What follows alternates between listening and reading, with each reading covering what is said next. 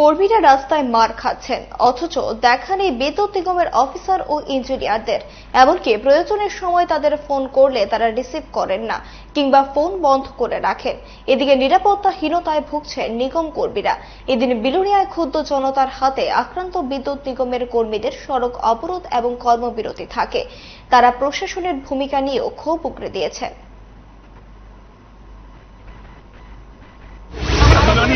কোনো ইঞ্জিনিয়ার থাকে না, সব জায়গাতে নাইট ডিউটি বেলায় ইঞ্জিনিয়ার থাকে, এই দু জায়গায় বসে থাকে।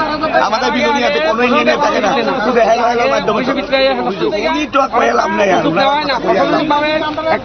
মানুষও বিভিন্ন ধরনের অভিযোগ করে যে ওনারা ইঞ্জিনিয়ার সুকান্ত বাবু যে ইঞ্জিনিয়ার, উনি কোনো সময় ফোন ধরে না, উনি ফোনে ধরে না, ওনার কাছে করলে সুইচ অফ। শুধু আমরা ধরে আমরা গাড়লে আমরা মুখে যাওয়া যাবে পাবলিকে আচরণ করে, কিন্তু পঞ্চায়েত ফোন করে ফোন ধরে না, ফোন করলে ফোন ধরে না, কেউ করলে ফোন ধরে না। শঙ্কর মোড়ের সামনে আমরা অবরোধ করছি।